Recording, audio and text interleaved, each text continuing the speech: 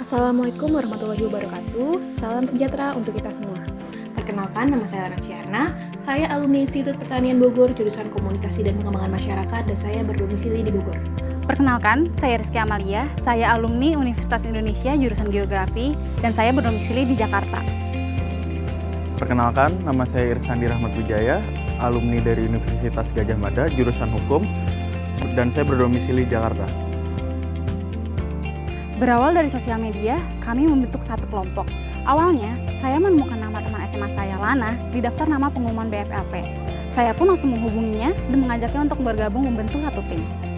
Atas ajakan Rizky Amalia, saya berinisiatif untuk mencari satu anggota lagi melalui aplikasi Telegram. Dan kebetulan, Irsandi berdomisili di Jakarta. Dengan pertimbangan jarak dan efisiensi dalam bekerja sama, saya mengajaknya untuk bergabung dan terbentuklah We Believe Team. Diskusi awal dilakukan melalui Zoom dan juga grup WhatsApp. Selanjutnya, kami juga melakukan diskusi secara tatap muka. Perbedaan latar belakang yang kami miliki membantu kami mendapatkan beragam perspektif dalam menyusun video ini. Oleh karena itu, kami yakin bahwa We Believe Team dapat menghasilkan video kolaborasi yang menarik. Tidak terasa sudah lebih dari 1 tahun sejak kasus pertama COVID-19 dikabarkan terjadi di Indonesia. Pandemi ini menurut kita untuk bisa selalu beradaptasi terhadap perubahan. Salah satunya adalah beradaptasi dengan pola perilaku masyarakat konvensional menjadi masyarakat digital. Rumah kini menjadi tempat tinggal, tempat bekerja, tempat belajar, sekaligus tempat hiburan utama bagi masyarakat. Perubahan-perubahan tersebut tentunya membawa dampak dan tantangan tersendiri bagi industri perbankan di Indonesia. Limitasi untuk aktivitas serta transaksi di luar rumah menyebabkan banyak sekali sektor perekonomian di Indonesia jalan di tempat. Daya beli masyarakat pun ikut menurun. Bank, sebagai lembaga peminjaman utama dana masyarakat, tentunya harus menghadapi banyak sekali debitur yang gagal untuk membayar kreditnya secara tepat waktu. Selain itu, bank juga dituntut untuk terus berinovasi secara digital agar mampu menarik calon nasabah serta meningkatkan kualitas pelayanan di tengah pandemi. Berbagai tantangan yang ada hendaknya dianggap sebagai suatu peluang untuk berkembang dari segi bisnis maupun dari segi pelayanan.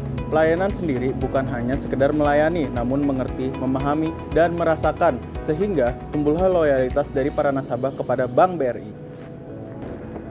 Bank BRI dalam hal ini telah melakukan berbagai penyesuaian.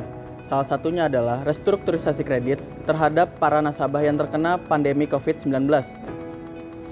Restrukturisasi kredit tersebut terdiri dari rescheduling dan reconditioning. Selain itu, Bank BRI juga melakukan migrasi proses kredit mikro dari proses manual menjadi proses digital melalui Brispot. Brispot sendiri juga melayani cash pick up sehingga para nasabah dalam melakukan transaksi penyotoran simpanan maupun pinjaman tidak perlu lagi keluar rumah ataupun tempat usahanya untuk melakukan penyetoran. Berbagai terobosan yang telah dilakukan bukan berarti tidak ada lagi ruang untuk berkembang. Bank harus terus bisa berinovasi dalam menggabungkan teknologi digital dan interaksi nasabah. Maka dari itu kami dari We Believe Team menawarkan beberapa ide peningkatan pelayanan dan bisnis yang mungkin dapat diterapkan oleh Bank BRI ke depan. Yang pertama adalah peningkatan pelayanan e-payment. Bank BRI dapat bekerja sama dengan lebih banyak penyedia layanan e-entertainment, e-commerce, dan e-doctor.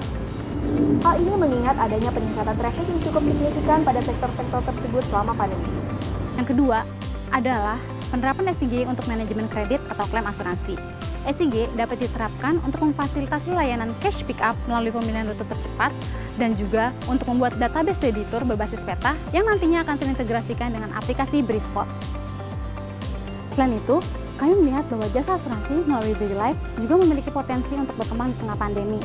SIG dapat diterapkan untuk modeling pengajuan klaim dengan memetakan faktor-faktor yang mempengaruhi kemungkinan klaim pada area layanan tertentu. Dan juga untuk nasabah BRI Life dapat dikembangkan peta interaktif pada aplikasi maupun website yang berisikan fasilitas kesehatan, sumber daya medis, barang, serta layanan yang diperlukan untuk mengatasi dampak potensial COVID-19. Pada akhirnya, langkah apapun yang diambil oleh Bank BRI selama masa pandemi ataupun setelahnya haruslah tetap berorientasi terhadap kepuasan nasabah, bukan hanya terhadap laba. Dengan begitu, kami yakin bahwa kedepannya Bank BRI tidak hanya dapat meningkatkan stabilitas keuangan negara, namun juga dapat memastikan bahwa pendanaan bagi mereka yang membutuhkan. We Believe Team, If we can believe, we can achieve.